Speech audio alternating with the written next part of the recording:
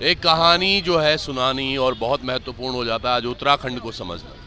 कल भी हम एक धरने में थे जहां पर कि 3 अलग अलग दल, एलटी के, स्टेनो के, क्लैरिकल के बच्चे तमाम, एक महिला तो यहाँ तक थी कि वो 1 साल के बच्चे को लेकर अपने धरना प्रदर्शन कर रही थी। और आज हम जिनके साथ हैं ये NIOS DLED वाले हैं। कहा जाता है पूरे भारतवर्ष में कि जो भी हाई कोर्ट या सुप्रीम कोर्ट का ऑर्डर होता है वो मान्य होता है, पर गरीब है ना, इसलिए वो मान्य भी नहीं हो रहा है। सारी कहानी जानेंगे। आज जिन बच्चों के साथ हम बैठे हुए हैं इनका भविष्य भी अधर में लटका हुआ है और एक बड़ी संघर्ष में इनकी ज़िंदगी भी रही है। आज उत्तराखंड में यकीनन बहुत सारी ऐसी चीज़ें हो रही हैं जिनको हमें समझ पाना बहुत मुश्किल है। ये एक ऐसा राज्य हो गया है जहाँ पर ना तो युवाओं की, न महिलाओं की, न बेरोजगारों की सुनी जा रही है। मेरे भाई, हाई कोर्ट का क्या ऑर्डर था, जरा आप विस्तार में बताएंगे।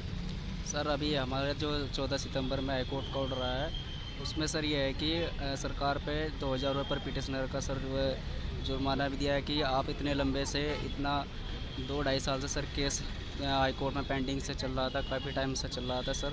और हम फर्स्ट बैच में भी सर जीत का और ये हमारा सेकंड बैच का सर निर्णय आया मान्य हाई कोर्ट से। तो सर इसमें सरकार पे 2000 की पेनल्टी भी लगाई है और फिर भी सरकार इस पर एक्शन नहीं ले रही है। आप समझ पा रहे हैं क्या कह रहे हैं? इनका केस चल रहा था हाई कोर्ट में बहुत समय से, जिस पर 2 साल बाद एक निर्णय आता है कि जल्द से जल्द, और उसमें लिखा गया है 28 दिन के अंदर इनको ज्वाइनिंग दो, नियुक्ति दो। ये हाई कोर्ट का ऑर्डर है। कहते हैं, सभी नेता बोलते हैं ना, माननीय न्यायालय ने ये ऑर्डर दिया, माननीय न्यायालय ने वो ऑर्डर दिया, हमें मानना पड़ेगा। यहाँ पर भी था।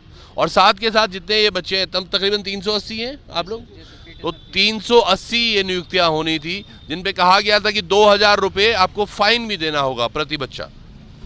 लेकिन सरकार अभी तक बिल्कुल इस बारे में समझ नहीं पा रही है, ना ही कुछ कर रही है। यहाँ पर पीछे देखिए हमारी मातृशक्ति हमारे साथ बैठी हुई है, एक छोटी बालिका भी है। जरा बेटा, क्या नाम है आपका? क्या नाम है? अवनी। देखो, माँ दुर्गे का रूप होती है अवनी, और अवनी भी यहाँ पर आई हुई है।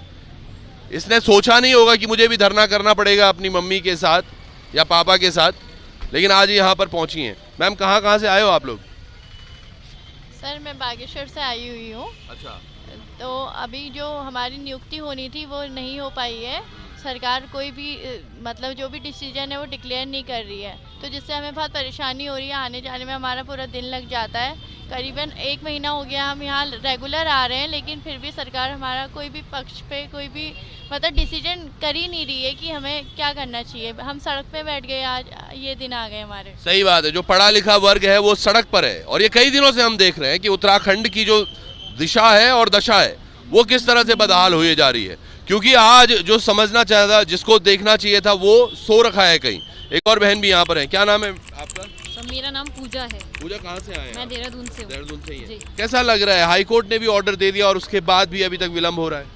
सर सरकार का ये जो रवैया है ना, इसको देख के हम इतने हैरान और परेशान हैं ना कि मतलब माननीय उच्च न्यायालय के आदेश की भी इस तरह से अवहेलना हो रही है कि हम समझ नहीं पा रहे हैं अब हम कहाँ जाएं अपने न्याय को पाने के लिए। आज क्या विचार है? आज क्या करने वाले हैं? सर आज हम सचिवालय कूच करने वाले हैं ताकि हमारी ये बात, हमारी जो मांग है, जो कि हमारा जो निर्णय आया है उसको जल्दी से जल्दी अमल में लाया जाए। ये हमारी मांग सरकार तक पहुंच पाए और हमें जल्दी से जल्दी काउंसलिंग में शामिल करके नियुक्ति प्रदान की जाए। ये वाकई बहुत दर्दनाक है, आपको समझ नहीं आ रहा होगा, पर मैं आपको बताऊं, ये सिस्टम हिला हुआ है। जो ये तमाम लोग बैठे हुए हैं ना, ये अपनी रोजगार के लिए तो लड़ रहे हैं, लेकिन उसके साथ समझने की आवश्यकता ये है कि सिस्टम कितना खराब हो रखा है और कितना कुरूप उसका जो रूप है, वो आज समझने के लिए संवेदनाएं मार के बैठा हुआ है। इन लोगों की कोई सुनवाई नहीं हो रही है। तमाम ये लोग देखिएगा पता नहीं कहाँ से आए हुए हैं, उत्तराखंड के तमाम जिलों से यहाँ पर पहुँचे हैं और बहुत दिनों से हैं।